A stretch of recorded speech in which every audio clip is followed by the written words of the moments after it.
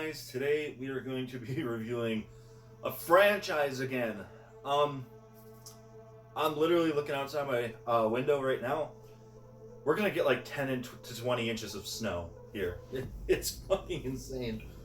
Um, that's crazy. That's crazy. Scream. Scream. Good franchise. I just gotta say it to begin with. I don't think, with the inclusion of Scream 7, that there's a bad film in this franchise. Do I think there are some that are weaker? Yes. But I don't think there's a bad Scream movie. But it all had to start somewhere, and where else to start with this one? At the time, let's just talk about how influential this movie was. At the time, horror movies were dying off. They weren't as interesting. They were getting really stupid. They were getting really goofy. Oh, sorry. And the buzz for horror movies wasn't there anymore. I mean, what? You already have Michael Myers' fifth, sixth movie. The Texas Chainsaw Massacre, which was also influential, got really stupid. You got the Leprechaun movies out already, and it was an all-time low for the horror genre, as is. And boy, oh boy, the opening to this movie was one of the most shocking deaths of the horror community, because they fucking they marketed her everywhere as a main character, and yeah, she dies in like the first 10 minutes of the movie. That is fucking insane, and that is ballsy to do.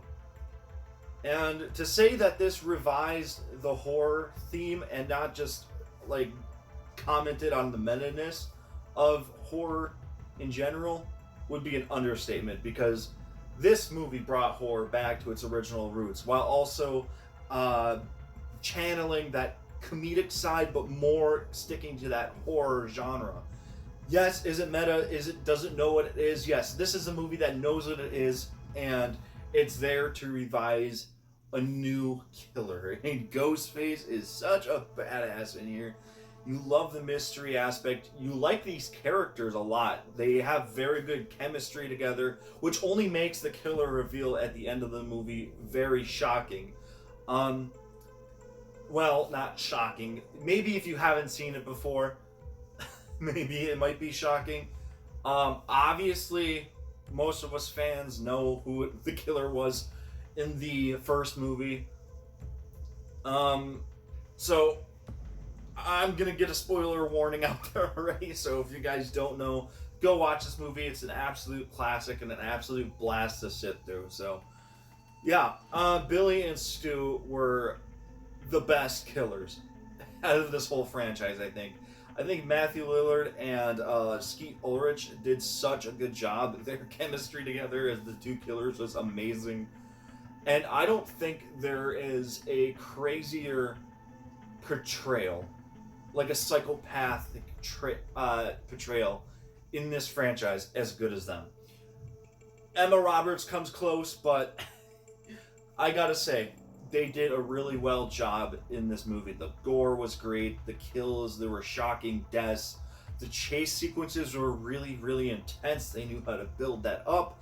The score, everything, the music, the acting, it's such a good movie. And you get characters that are really nice too, like Dewey or Gale, first timers for the franchise, but also ones that would stick until one got killed, and that hurt. Oh my god. But we'll get to that movie review soon. I genuinely can't tell you guys how much I love this movie. It means so much to me. It started off a great franchise. And you think, with this kind of movie, you're like, how can the franchise continue from here? Well, they fucking did it! So, I gotta say, for a franchise where you think the concept is like a one and done thing, there's so much more to this franchise that is creative. It just finds a way every time. And that's what I like. Even though it's not one of my favorite franchises, it is still iconic to this day. If you see this man anywhere, you're going to know who he is. You're going to know the movies. And I'm not taking away from that at all. I love these movies dearly. And I think this one was just amazing to start off with. So I'm going to give this the Golden TV. What an absolute classic gem. So thank you guys for watching. I'll see you in the next one. Peace.